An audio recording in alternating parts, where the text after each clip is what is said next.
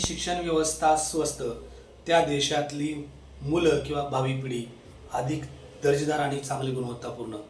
भारतामध्ये शिक्षणच घ्यायचं नाही असं शिक्षण धोरणाने ठरवलं की काय असा प्रश्न पडावा अशी परिस्थिती.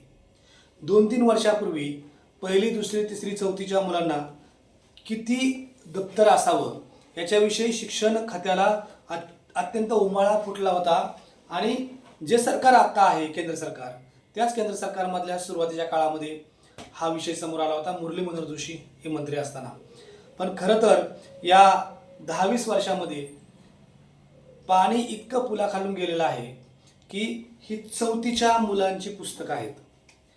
चौथीच्या मुलांची पुस्तकं आहेत, खाजगी शाळांमधली आहेत हे सरळ, पण याची किंमत आहे 5,500 रुपये एवढ्याच पुस्तकांची.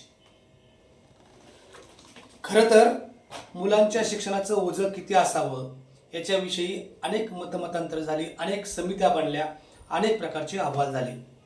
पुढं काय झालं कशाचाच मेळ नाही. परंतु NCERT आली, CBSE आली, ICC आली, अशा वेगवेगळ्या शिक्षणाच्या फंड्याच्या नावाखाली पालक मात्र पूर्णपणे भरडून निघाला. चौथीच्या मुलाची पुस्तकं जर 6,000 रुपयाची असतील तर कुणी म्हणू शकेल की मराठी शाळेत मुलं घाला. मराठी शाळेत मुलं घालायची म्हणलं तर काय अवस्था आहे. एकीकडे सरकार बंद करते आणि दुसरीकडे आहे ते शिक्षक नीट शिकवत नाहीत. अनेक ठिकाणचा आरोप आहे. सरकारी व्यवस्थेमध्ये सरकारी व्यवस्था एवढी चांगली करून ठेवून सुद्धा पालक मात्र खाजगी शाळांचं फॅड मनात आणतायत आणि खाजगी शाळा वेगवेगळ्या गोष्टींच्या खाली लुटतायत. हा बारामतीतला शाळांचा प्रकार आहे.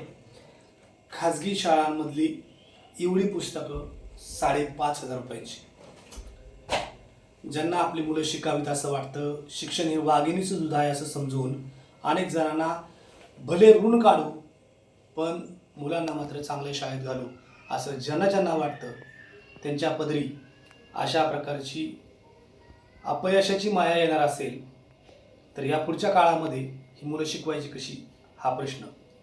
खरं तर बारामती, पुणे, मुंबईसारख्या ठिकाणी अकॅडमीचं मोठ्या प्रमाणावर पेव फुटलं. मधल्या काळामध्ये अकॅडमी वाढल्या आणि आता अकॅडमी आणि शाळा एकमेकांच्या हातात हात घालून चालल्या.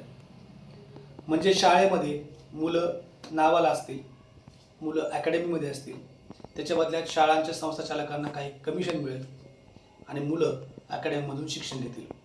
पालकांचा अकॅडमीकडे कल का म्हणून तर अकॅडमी वैयक्तिक लक्ष देते म्हणून, आणि शिक्षण संस्थांना त्यांच्यात शिकलं काय किंवा नाही शिकलं काय काय फरक पडत नाही.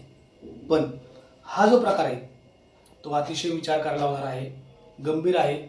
कारण लहान मुलांचं शिक्षण हे मागच्या पिढीच्या तुलनेत जर बोलायचं म्हटलं तर अख्ख्या पिढीनं शेवटच्या म्हणजे अगदी पदव्युत्तरपर्यंत जेवढे शिक्षणामध्ये पैसे घालवले असतील तेवढे 2-3 वर्षात घालावे लागतात अशी परिस्थिती.